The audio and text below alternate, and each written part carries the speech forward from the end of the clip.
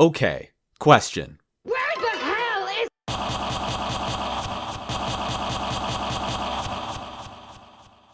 Asriel's tentative role in Deltarune's wider narrative is in a very weird position post-Chapter 4. Despite being the literal final boss of Undertale's true pacifist route, Deltarune is now officially halfway over, and Asriel has still yet to make a single, meaningful appearance in the story so far, despite being name-dropped all the way back in Chapter 1. And all things considered, we might even end up with a version of Deltarune that Asriel doesn't appear in at all. What are we as players supposed to make of a character like this? A character that seems so deeply tied to the collective trauma surrounding Dessa's disappearance, while at the same time feeling so distant and detached from its many deep and interpersonal consequences. So many of Deltarune's characters find themselves stuck in the past, trying and failing to preserve the lives they once lived, all while hurting those around them in ways both accidental and deliberate. All of this collective trauma surrounding a single lost girl, and the desperate hunt to find her and to bring her back. In a story with a heavy emphasis on fate, where the characters must take their agency into their own hands and grow from their past selves on the path to personal freedom, it's strange that Asriel continues to be a narratively inactive character in the midst of it all. You'd think, given Asriel's proximity to Des and to the people most affected by her disappearance, that he would need to learn the exact same lessons they are desperately trying to arrive at themselves. That while you shouldn't forget, at the same time you can't let the guilt from your past consume your present and your future. In a story about broken friendships, broken marriages, and broken families, a single incident connects all of these events at their core, and at the center of it all is one Asriel Dreamer. Why are his friends, his family, and even his own sibling putting their lives on the line, risking the roaring and the end of the world with the seeming goal to bring back Des, all while Asriel himself remains nowhere to be seen? Does he really know what's going on? Would he approve of the danger Chris and their friends are getting themselves into? Or did something truly horrific happen to Asriel that no one wishes to acknowledge, not even his own parents? Or perhaps there exists a more psychological explanation for Asriel's absence, one that's much simpler, more intimate, and more grounded than any complex conspiracy theory could ever be. One that might possibly hint at an ever-growing emotional rift between Chris and their brother, putting some of the game's more strange and confusing allusions to Asriel into perspective. What if the reason why Asriel's gone, despite the pain, despite the loss, and despite the trauma, out of every character in Deltarune, Asriel Dreamer is the only one who truly forgot? Don't forget, I'm with you in the dark.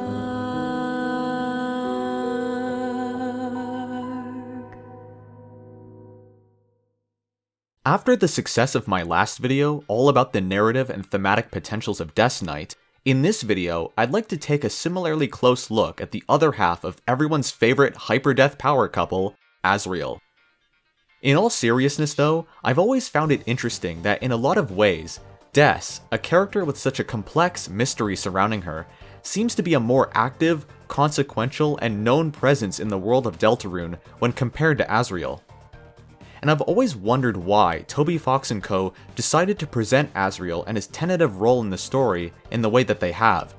There's been a lot of discussion over the years, and plenty of videos made that cover Asriel's narrative role as he relates to Chris's insecurities about being human, and his symbolic connections to Ralsei, but there haven't really been as many videos that focus solely on Asriel himself, what type of character he might be, and what kind of active role he could end up playing in the full game. Especially interesting to me in this video is analyzing the ways in which Asriel's characterization could either potentially embody or subvert Deltarune's themes of freedom, forgiveness, and moving on from the past. I know a lot of people want Asriel to be a super important character, maybe a future party member or potential boss fight, which I admit would be cool, but I don't think Asriel would necessarily need to be this dramatically involved in the story in order for him to be a compelling character on his own. And in this video, I'd like to explain why I think the more grounded interpretation of Asriel being a normal guy trying and sometimes failing to handle his grief in his own way would not only make him a uniquely complex character in Deltarune's narrative, but could also interestingly parallel Chris's seeming obsession with the trauma they both share. While Chris went to the ends of the earth, the depths of darkness, fought gods and monsters, took a deal with the devil himself, all for a single lost girl, for Asriel, the only thing he could do was run away. Before we talk further about Asriel's relevance in Deltarune's narrative, let's rewind back and see what we can learn about his counterpart from Undertale. In the True Pacifist route, we find out that Asriel had a very close bond with his adoptive sibling, Kara, with Kara's death eventually culminating in a disastrous chain of events that would lead not only to Asriel's own demise, but his eventual transformation into Flowey. Now reborn without a soul, unable to feel emotions, in this new state, Asriel soon became jaded and desensitized to violence, treating the world around him like a game, and the people in it toys to manipulate.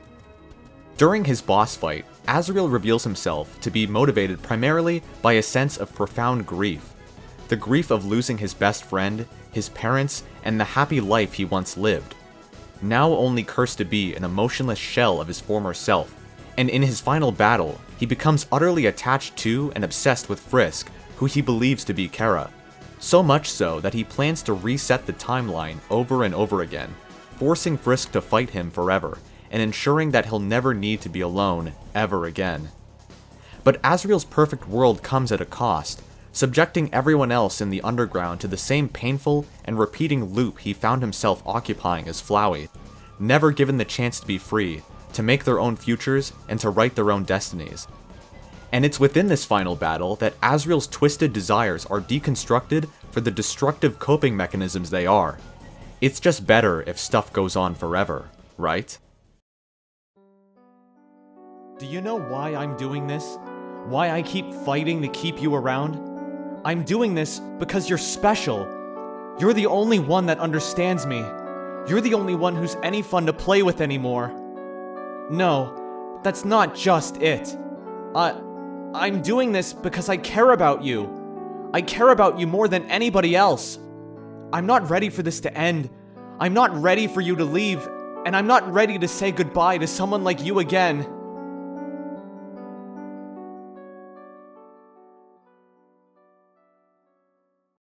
In the end, Asriel's forced to learn that while his feelings of grief were both valid and worthy of sympathy, his actions only hurt the people he claimed to care about most. Following his final battle, Asriel comes to the difficult yet necessary conclusion that the best way for Frisk and their friends to move forward and find their own freedom is to forget about him and to leave the past behind. So Frisk, it's best if you just forget about me, okay? Just go be with the people who love you. While Undertale and Deltarune's Asriel are two different characters with different lives and sets of circumstances, I think it's worthwhile to consider how Asriel's Deltarune counterpart might share a version of the philosophy he expresses here. That compared to Chris, his parents, and his friends, who all find themselves victims of a terrible and tragic past, Asriel was the only one who thought that sometimes it's better to just forget. Deltarune's Asriel, in many ways, feels like he's being set up as Chris's rock, a grounding force in their life that persists in spite of the many uncertainties surrounding them. Chris clearly looks up to their brother, adopting the horn headband to appear more like him and the rest of their family, and it's not unlikely Asriel's departure for university was a contributing factor to the seemingly depressive state we find Chris in at the start of the game. Yet there also seems to be a less positive side of the two's relationship, where Chris might, in a lot of ways, feel overshadowed by their brother, who in comparison to Chris, seems to get most of the praise and adoration from their parents and from the rest of hometown. While we're given a lot of evidence that indicates Chris and Asriel were close as children, the way their present relationship is displayed to us seems to have many strange aspects that are hard to reconcile. If Asriel really is Chris's best friend, why don't we hear about him more often? Why does Chris seem to react strangely to certain instances of him being brought up? Is it just because they don't want the player to find out about Asriel? Or perhaps is there something else that might have affected Chris's view of Asriel for the worse? Perhaps the traumatic disappearance of one December holiday, and how Asriel might have handled it very poorly. Asriel's relationship with Des is one that, while we only hear about in passing, seems to have been incredibly strong. Asriel and Dess's families were both close growing up, and we have plenty of anecdotes from Noelle about the various misadventures of the Dreamer and Holiday kids. Des seems to have a habit of stealing Asriel's clothes, his sweater can be found in her closet, and it seems like she might have worn his jacket on occasion. Along with that, Asriel's retainer can be found among Dess's belongings, a particularly strange item to leave at a friend's house and never come back for. And we know that Asriel and Des, despite being polar opposites personality-wise, Asriel being the nerdy choir boy and Des the rebellious punk, the pair's relationship was strong enough for Dess's disappearance to deeply and severely affect Asriel. A poorly trimmed boy, a messy and unfocused girl, a rowdy and dirty girl, a quiet and smelly boy, a lost and lost and lost girl, a crying and crying and crying boy.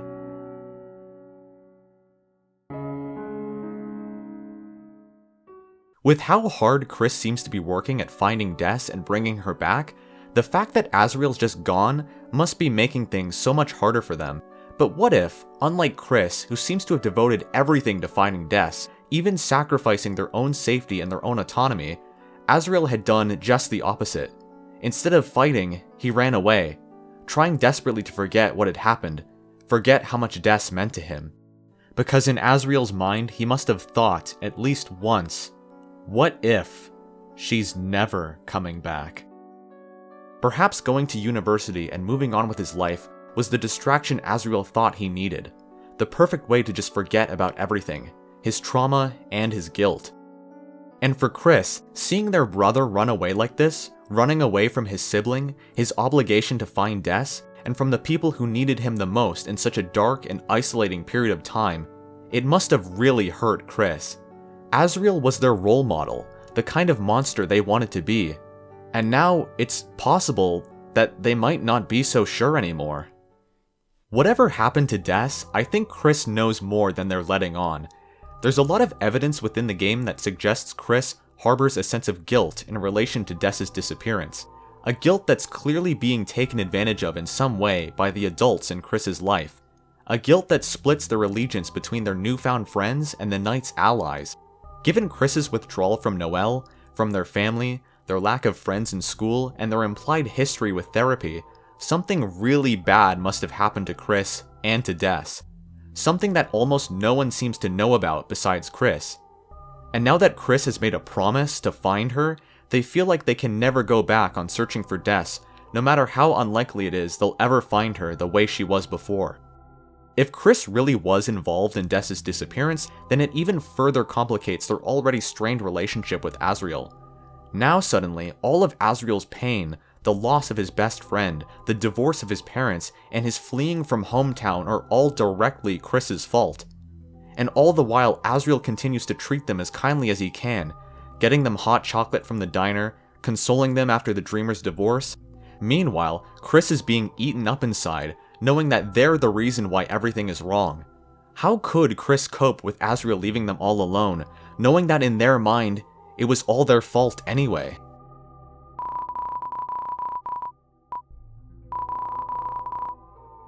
You have already taken enough. And just adding this extra part in here, I've always been a little confused about the Chapter 2 detail of Chris looking up when Asriel's coming back from college. Surely it would have just been easier to ask him directly, right? That is, unless Chris is avoiding talking to Asriel on purpose, perhaps worried about what he might say. In a story all about not forgetting, it really does seem like Asriel chose to move on. If this interpretation of Asriel's character is accurate, the relationship Chris has with Asriel, this kind of powerful, emotionally charged dynamic where no one is in the right and no one is in the wrong, I think could make for a very compelling version of Deltarune. Make for a story where the power of forgiveness triumphs in a world where the past so actively and so violently haunts the present. As Deltarune goes on, I think we're starting to see two distinct types of reactions to Dess's disappearance being demonstrated by the game's core characters. For people like Chris, Asgore, and Carol, their obsession with Dess's disappearance and their plans to bring her back involve emotionally isolating themselves from those closest to them, stewing in their own warped desires to see things go back to the way they were before. And for characters like Noelle and potentially Asriel, who seem to have outwardly repressed the incident each in their own ways, while appearing like everything's fine on the surface, they still keep the majority of their feelings to themselves, never allowing others to truly comfort them or help them heal. What's clear is that neither of these reactions to Dessa's disappearance, whether they be obsession with finding her or traumatic repression from the event itself, represent healthy coping methods for these characters to embody. If Deltarune is meant to have a happy ending, then I think these characters will have to confront themselves and their emotions together, not separately, and not alone. I think it's especially important for the story to demonstrate that while Asriel's act of fleeing and Chris's act of fighting are both justifiable responses to trauma, neither of them are healthy, and neither of them help anyone accept what really happened. The best thing these characters have are each other, and it breaks my heart to see each of them suffer alone instead of working through things together. And all this analysis coincides with the game's greater emphasis on the importance of accepting help and allowing yourself to be vulnerable in front of others. No one can heal from what happened on their own, and I think sometime soon, whenever he does come back, Asriel is going to have to learn this lesson too. In a game about not forgetting, what does it mean that Asriel seemingly did just that? If this reading of Asriel's character and Chris's relationship with him turns out to be accurate, then how might they end up interacting with each other in future chapters, and what could that tell us about the kind of thematic messages Deltarune is trying to convey? If Deltarune, much like Undertale, is a game about freedom through the process of forgiveness and letting go, then it's clear that both Chris and Asriel need to work towards this goal together. One of the most powerful choices given to the player at the end of Undertale's pacifist route is getting to choose whether or not to forgive Asriel, understanding that while his feelings were legitimate and worthy of sympathy, it didn't make his treatment of Frisk justifiable. That being said, I wonder if we might end up seeing this same choice being flipped in Deltarune, where instead of the player choosing to forgive Asriel, Asriel must choose whether or not to forgive Chris. Forgive them for making him worry, for all the danger they've put themselves through for his sake, and for not telling him just how badly they were hurting. A pivotal choice that the player could potentially even negatively affect through their pursuit of the weird route. You really think he's going to forgive you after what you did to Noelle? I can just imagine that choice now. A heartbreaking scene where Asriel finally sits Chris down and says, "I know it wasn't your fault, but if you want me to say it, I will. I forgive you." I think Asriel is going to come back sooner rather than later, and given how much buildup his return is getting, I think his presence in the story is really going to break the game's status quo. All of a sudden, Chris has Asriel to keep secrets from too, and while Chris might not totally forgive Asriel for leaving them all alone, at the same time I think it's clear that they want to keep Asriel as far away from the Night Conspiracy as possible. He's already tried so hard to move on, the last thing they'd want is to drag him back into all this again. While I do like this particular interpretation of Asriel, which I think could make him a really compelling emotional foil to Chris, I understand that for a lot of players they want to see Asriel have a more active role in the Night Conspiracy. Because he was such an impactful character in Undertale, we want him to be just as awesome, powerful, and moving as he was before. But I just don't think Deltarune's Asriel is going to be that kind of character. There's a lot of ways to make Asriel's relationship with Chris compelling without making him the literal god of hyperdeath. Just let the man go to college, and hopefully therapy too. In many aspects, Deltarune's already starting to feel like a much more grounded, character-focused story compared to Undertale, and I think Asriel is no different with regards to this trend. But for fun, let's actually seriously consider the alternatives. If Asriel really is dead or missing, what hints are we being given that that's the case, and what kind of narrative meaning could we pull from them? One of the main reasons I don't think Asriel is missing is that the potential narrative role this version of Asriel could embody already seems to be filled well enough by Des herself. Any additional angst Asriel could provide could just as easily be reincorporated into Des's characterization, saving the narrative need to have two missing people instead of one. And if Asriel really is missing, the way he's been referred to so far doesn't seem to hint very well at that being the case. Think of it like this. If Asriel is dead, then why do his parents and everyone else in Hometown talk about him like he's alive?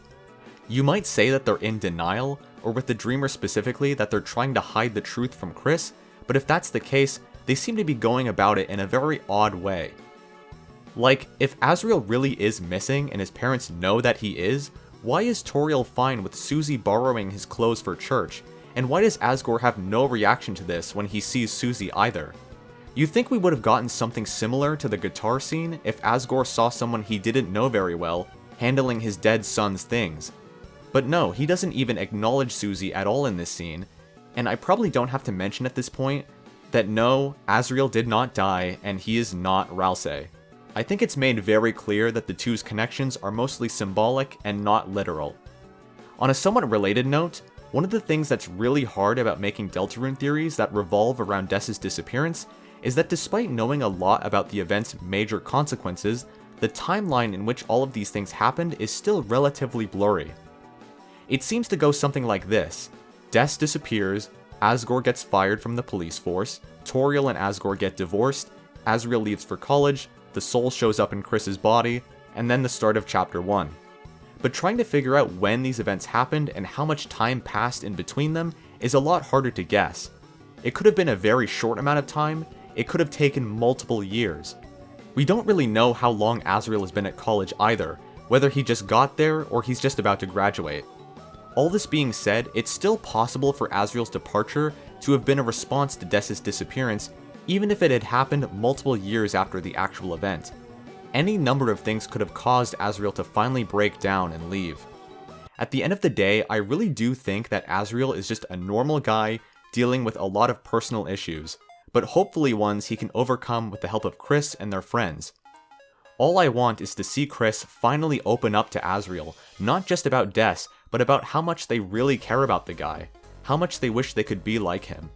Because Asriel being the seemingly dense guy he is, I don't think he really knows the full extent of how much Chris relies on him and how much he relies on them in return.